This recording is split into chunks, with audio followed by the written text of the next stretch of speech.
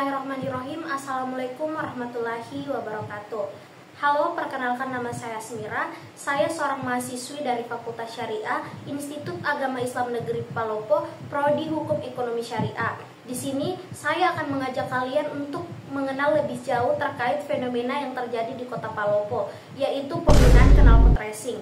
Di sini saya akan membahas terkait substansi hukum, alasan ketaatan dan ketidaktaatan, serta kultur hukum yang mungkin mempengaruhi pelanggaran tersebut. Langsung saja mari kita simak.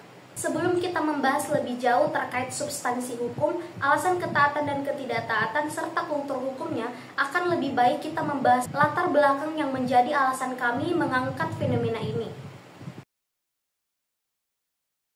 Knalpot racing sering menjadi perhatian utama di Kota Palopo, terutama karena kebisingan yang dihasilkannya dan dampaknya terhadap kenyamanan masyarakat.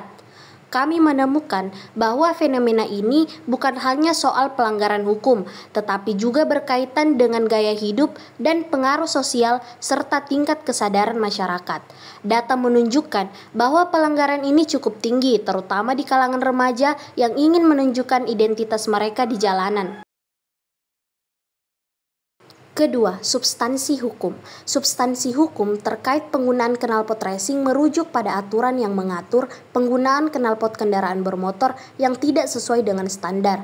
Terdapat pada Undang-Undang Nomor 22 Tahun 1999 tentang Lalu Lintas dan Angkutan Jalan pada pasal 282 dan 285. Kemudian pada Peraturan Pemerintah Nomor 41 Tahun 1999 tentang Pengendalian Pencemaran Udara, dan terakhir terdapat pada Peraturan Menteri Lingkungan Hidup dan Kehutanan Nomor 20 Tahun 2019 tentang baku mutu emisi gas buang kendaraan bermotor.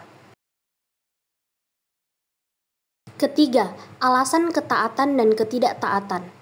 Mengapa ada yang taat dan ada yang melanggar? Mereka yang taat umumnya memiliki kesadaran tinggi tentang dampak negatif knalpot racing, baik terhadap lingkungan maupun hukum. Namun, mereka yang melanggar biasanya memiliki alasan seperti ingin terlihat keren, mengikuti tren, atau merasa aturan ini tidak penting. Beberapa bahkan mengaku bahwa penegakan hukum yang tidak konsisten membuat mereka merasa aman untuk melanggar. Terakhir, kultur hukum yang mempengaruhi pelanggaran.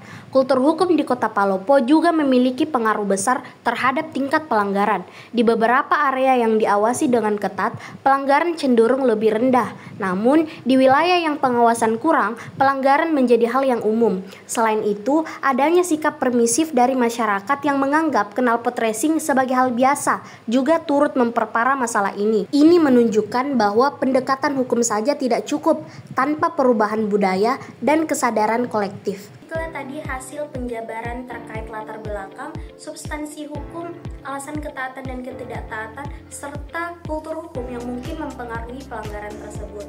Akhirnya saya bisa menyimpulkan bahwa fenomena pelanggaran aturan knalpot racing di Kota Palopo mencerminkan masalah yang kompleks, melibatkan aspek hukum, kesadaran individu, dan budaya masyarakat.